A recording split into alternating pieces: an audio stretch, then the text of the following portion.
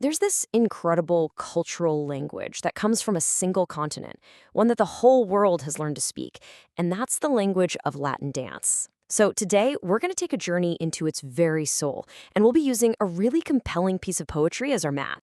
So our journey kicks off with these two lines. And I want you to notice that phrase, acoustic intent, right? This isn't just noise, it's not random, it's a vibration with a purpose, something that feels like it grew right out of the earth. So that begs the question, right? What is this sound? What is this force that, as the poem says, bent the world's ear? Well, to figure that out, we've got to go straight to the source. We're going to explore all the different rhythms that make up this amazing cultural tapestry. Okay, first stop on our tour, Argentina. We're heading into those elegant dance halls and down those vibrant city streets, home to a dance that is all about fiery passion and this incredibly deep human connection. The tango. I mean, it's a dance where every single move is telling a story. That sleek footwork, that magnificent posture, it's not just for looks. No, it's the vocabulary of this deep, unspoken conversation happening between two people. And the whole atmosphere of the tango, it's really built on a very specific sound. You've got that accordion, the one that sounds both sad and passionate at the same time. And then you have the beautiful sweep of bowed strings. That combination is what creates the drama, those signature swings of the dance. It builds this entire world of intense, complicated romance in just a few steps. And that's the unique power of the tango, isn't it? It's just as captivating to watch as it is to do. It's a performance that can literally pull in everyone watching and just leave them completely mesmerized, almost like they're in a trance. All right, so from that intense one-on-one world of Argentina, our journey now just explodes onto the streets. We're diving into the joyous, totally uninhibited communal energy of Brazil's carnival. Now, this is the rhythm of pure celebration. We're looking at two dances here, the samba and the mambo. And yeah, they have different origins, but they both share this spirit of just explosive, high-energy release that really defines that whole feeling of carnival. It all comes down to this raw, percussive energy. The samba is just driven by the sound of drums and whistles, creating this incredible, joyful movement. And I love that the poem cheekily links the mambo to a more carefree kind of fun, hinting that, maybe a couple of rums are involved. Either way, the goal is simple. Just let go.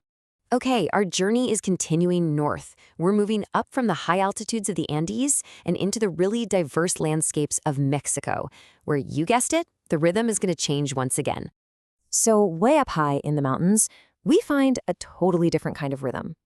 This one is deeply connected not just between people, but to the land and to the sky itself.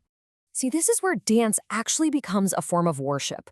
The poem calls the panpipes a primitive organ, and you can just imagine that sound carrying on the wind, right?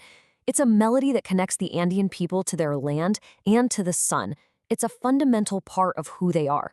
Then, when we get south of the border, we find this incredible emotional range. On one hand, you've got the bolero. It's soft, it's mellow, it's perfect for that slow, intimate, cheek-to-cheek kind of dance. And on the other hand, you hear that mariachi band fire up, and you know it's time for the ranchera, a racy rhythm that is just full of fire and passion.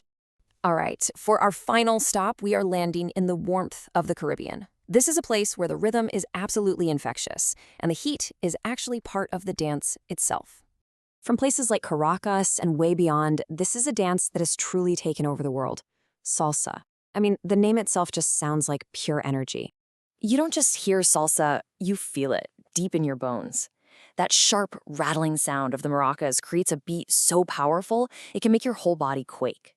And the poem makes a really key connection here. That tropical warmth, it's not just the climate.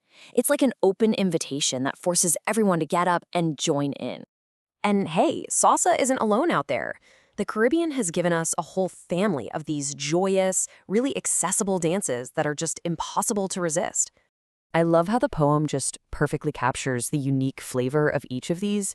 Merengue is described as this pure joy you just can't fake. The cha-cha is all about that sensual sideways step. And cumbia's the great equalizer. It's got this inviting tempo that, as it says, most people dare to try. Okay, so we've traveled all the way from Argentina to the Caribbean. We've seen passion, we've seen celebration, tradition, but what does it all mean? What's the thread that ties all of this together? I mean, really think about it. After seeing all this incredible diversity, from these passionate duets to joyful street parties, to what are basically spiritual rituals, is there some common thread? Is there a single universal purpose to all of it? Well, we know the answer isn't in the instruments. I mean, look, each dance has its own unique sound, its own sonic signature, from the accordion and the tango to the maracas and salsa. So if it's not the sound, what is it? Turns out the connection isn't in how they dance, but in why. The poem argues it's about moving your body with veracity, like this hungry, powerful energy. It's something you achieve through complicity, being in sync with a partner. And it's a social act that requires tenacity, the grit to just keep going. And here we have it, the final, powerful answer from our source material. The entire purpose of all this movement, all this music, all this partnership, it's all designed simply to find a state of intense happiness, felicity. So, whether it's the intense embrace of the tango or the joyful release of the samba, this whole rhythmic journey is really a quest for happiness. It's a universal language of joy that connects every single one of us. And that leaves just one last question. What rhythm moves you?